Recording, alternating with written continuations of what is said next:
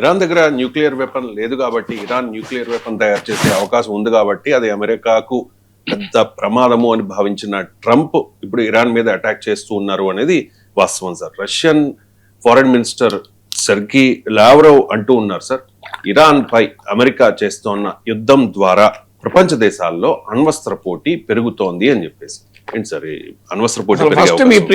తప్పు. ఇరాన్ దగ్గర అణ్వాయుధం అంటే ముప్పు గనక దాడి చేస్తున్నది వాస్తవం అన్నారు, అది పచ్చి అబద్ధం, వాస్తవం కాదు అది. ఎందుకంటే ఇరాన్ దగ్గర ఇప్పటికీ అణ్వాయుధాలు లేవు. 2015లో అమెరికాతో కుదిరిన ఒప్పందంలో ఇరాన్ తన అణు కార్యక్రమాన్ని అమెరికా నాయకత్వంలోని ఇంటర్నేషనల్ ఆటమిక్ ఎనర్జీ పర్యవేక్షణలోకి తీసుకొచ్చింది. IAEA పర్యవేక్షణలో ఉండగా ఇరాన్ అణ్వాయుధాలు తయారు చేసే అవకాశమే లేదు. మీరు ఒమన్లో జరిగిన చర్చల్లో కూడా ఇరాన్ అమెరికా పెట్టిన అన్ని కండిషన్స్ ఒప్పుకుంది. ఈ న్యూక్లియర్ యాక్టివిటీ వరకు టోటల్గా అన్ని, ఇది ఒమనీస్ ఫారిన్ మినిస్టర్ చెప్పాడు, అందరూ చెప్పారు. అందువల్ల మీరు వాస్తవం అన్నది నిజం కాదు. అణ్వాయుధాల బూచి చూపెట్టి దాడి జరుగుతుంది. అణ్వాయుధాలకు సంబంధించి ఇరాన్ దగ్గర అణ్వాయుధాలు ఉంటే ప్రమాదం, కానీ పాకిస్తాన్ దగ్గర ఉంటే ప్రమాదం కదా. ఇష్యూ వల్ల అణ్వాయుధాలు ఇరాన్ దగ్గర లేవు, ఇరాన్ దగ్గర లేవని అమెరికా కూడా ఒప్పుకుంటుంది. ఇరాన్ అణ్వాయుధాలు వదులుకోవటానికి కూడా సిద్ధపడ్డది. అమెరికా పర్యవేక్షణలోనే ఇరాన్ అణ్వాయుధాల తయారీని పర్యవేక్షించుకోమని కూడా చెప్పింది. ఇంకేమున్నది? అందువల్ల ఇష్యూ అణ్వాయుధాలు కాదు. ఇష్యూ వల్ల ప్రపంచంలో తన ఆధిపత్యాన్ని చాటాలని అమెరికా అనుకుంటోంది. పశ్చిమాసియాలో తన ఆధిపత్యాన్ని తిరుగులేనిగా మార్చాలని ఇజ్రాయెల్ అనుకుంటోంది. అమెరికా ఇజ్రాయెల్ నాయకత్వంలో యూనిపోలార్ వెస్ట్ ఏషియా, అంటే తమకు ఎవరు ఎదురు లేని వెస్ట్ ఏషియాను క్రియేట్ చేసుకున్నారు. దానికి అడ్డంకిగా ఇరాన్ ఉండడం వల్ల ఇరాన్ పైన అటాక్ చేశారు. సో ఇది nothing to do with nuclear weapons. అది మనకు పైకి చెప్తున్న బూచి తప్ప ఏమీ కాదు. అదే నిజమైతే ఒబామా ప్రభుత్వ ఒప్పందం నుంచి ట్రంప్ ఎందుకు బయటకు వస్తాడు? 2015లో ఒబామా నాయకత్వంలో JCPOA అగ్రిమెంట్ కుదిరింది, joint comprehensive plan of action. దాని కింద ఇంటర్నేషనల్ ఆటమిక్ ఎనర్జీ ఏజెన్సీ సూపర్విజన్లోకి వెళ్ళింది. ఈవెన్ ఇండియన్ ఆటమిక్ మన అణు కార్యక్రమం కూడా IAEA సూపర్విజన్లో ఉండదు, ఎందుకంటే మన నాన్ ప్రొలిఫరేషన్ ట్రీటీలో సంతకం చేయలే. అందువల్ల Indian nuclear programme is not under IAEA supervision. కానీ Iran nuclear programme is completely under IAEA supervision 2015 deal ప్రకారం. 2018లో ట్రంప్ విత్డ్రా అయ్యాడు. మళ్ళీ కూడా ఇప్పటికి కూడా ఇరాన్ ఈజ్ రెడీ. సో అందువల్ల ఇష్యూ న్యూక్లియర్ వెపన్స్ కాదు. మరి వాస్తవంగా ఇష్యూ ఎందుకు? న్యూక్లియర్ వెపన్స్ లేనందుకే అటాక్ చేశారు. మీరు అన్నారే న్యూక్లియర్ వెపన్ తయారు చేయాలని ఇరాన్ చూస్తోంది.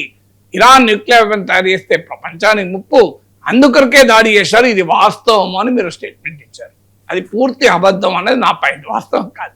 వాస్తవం ఏంటి అంటే ఇరాన్ దగ్గర న్యూక్లియర్ వెపన్ లేకపోవడం వల్ల అటాక్ చేశారు. ఉండుంటే ముట్టుకునే వాళ్ళు కాదు. మీకు నార్త్ కొరియా దగ్గర న్యూక్లియర్ వెపన్స్ ముట్టుకుంటారా?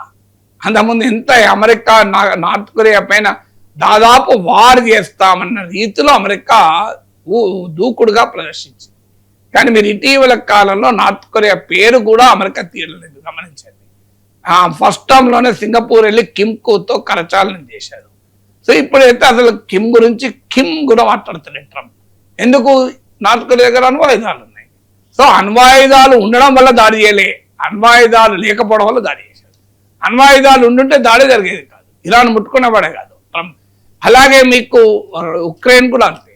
ఉక్రెయిన్కు సోవియట్ ఎరా న్యూక్లియర్ వెపన్స్ ఉండేవి, అంటే సోవియట్ యూనియన్ కాలంలో ఉన్న అణ్వాయుధాలు రష్యా దగ్గర ఉక్రెయిన్ దగ్గర ఉండేవి, ఈ ప్రాంతాల్లో ఉండేవి. కానీ mid-90sలో అమెరికా నాయకత్వంలో వెస్టర్న్ వరల్డ్ ఒకవైపు, రష్యా మరోవైపు ఉక్రెయిన్తో కుదుర్చుకున్న ఒప్పందంలో ఉక్రెయిన్ వాలంటరీగా తన న్యూక్లియర్ వెపన్ వదులుకుంది. దానివల్ల ఇలా రష్యా ఉక్రెయిన్ పైన అటాక్ చేయండి. పాకిస్తాన్ దగ్గర న్యూక్లియర్ వెపన్స్ ఉన్నాయి కనుకనే మనము పాకిస్తాన్ తరిమి కొట్టి POKని ఆక్రమించుకోలేకపోతున్నాం. లేకపోతే కన్వెన్షనల్ వార్లో మనం పాకిస్తాన్ ఈజీగా ఓడించగలం. POKనే కాదు, ఇంకా బెలూచిస్తాన్ కూడా లిబరేట్ చేయగలం. కానీ పాకిస్తాన్ దగ్గర ఉన్న న్యూక్లియర్ వెపన్స్ వల్ల మనం ఆగాల్సి వస్తాం.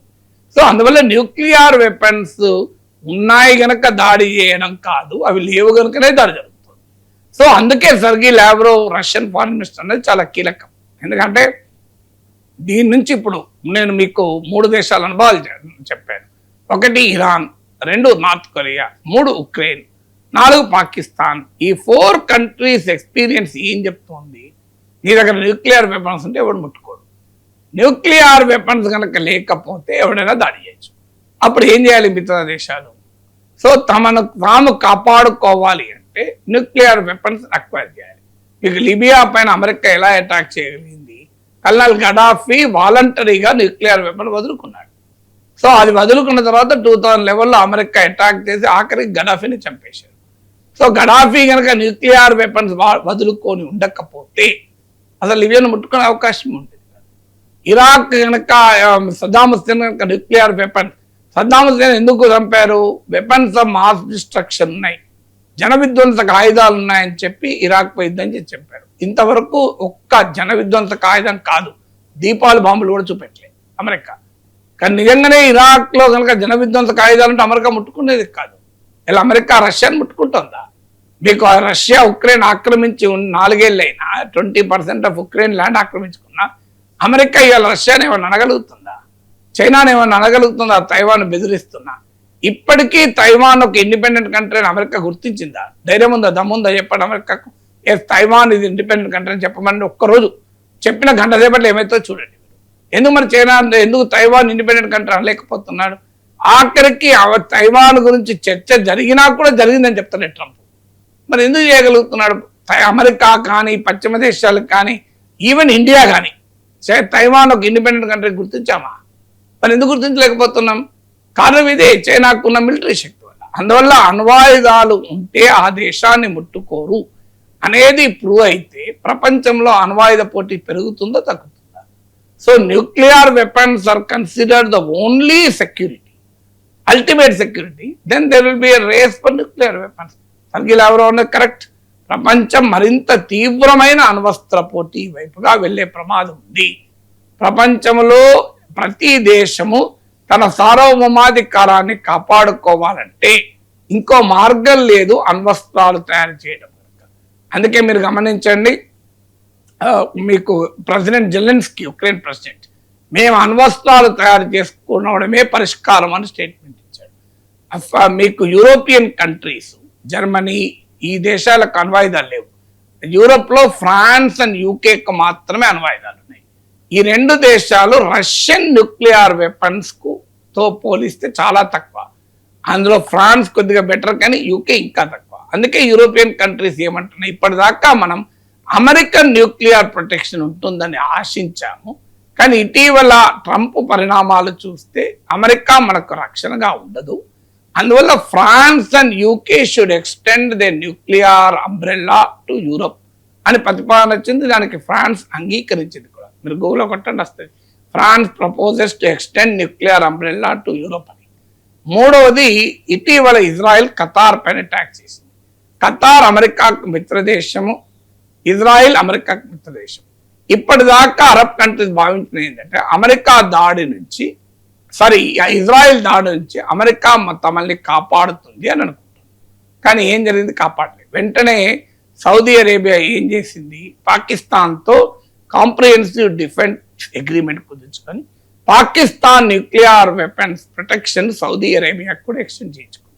అలాగే 40 అరబ్ అండ్ ఇస్లామిక్ కంట్రీస్ కలిసి అరబ్ అండ్ ఇస్లామిక్ నాటోగా ఏర్పాటు చేయాలి అనే ప్రయత్నం చేస్తుంది. ఇవాళ ఇస్లామిక్ ప్రపంచంలో పాకిస్తాన్ ఒక్కదానికి అణ్వాయుధాలు ఉన్నాయి.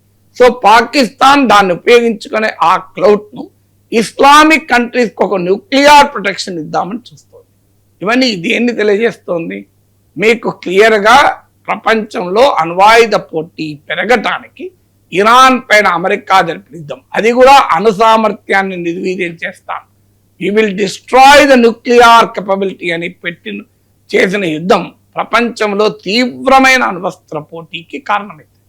ప్రపంచంలో ఇరాన్ తీవ్రవాద దేశం కనుక దాన్ని అంతం చేస్తామని అమెరికా జరుపుతున్న యుద్ధం ప్రపంచంలో తీవ్రవాదాన్ని పెంచుతుంది. అందుకే మీకు ఉదాహరణ చెప్పాను, ఆఫ్ఘనిస్తాన్లో సోవియట్ అనుకూల ప్రభుత్వం పైన అమెరికా జరిపిన ఆపరేషన్స్ నుంచి అల్ఖైదా పుట్టింది, బిన్ లాడెన్ పుట్టాడు.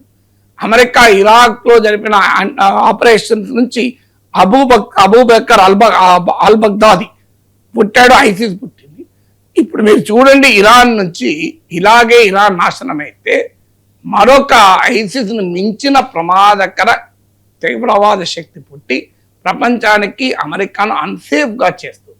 అందువల్ల ఖచ్చితంగా ప్రపంచానికి ఈ యుద్ధం ఇలాగే పరిణామక్రమం చెందితే, ఇలాగే ఇరాక్ లాగా, ఆఫ్ఘనిస్తాన్ లాగా, లిబియా లాగా పరిణామాలు కనుక సంభవిస్తే మరొక అణువస్త్ర పోటీ పెరుగుతుంది, తీవ్రవాద ప్రమాదం కూడా పెరుగుతుంది.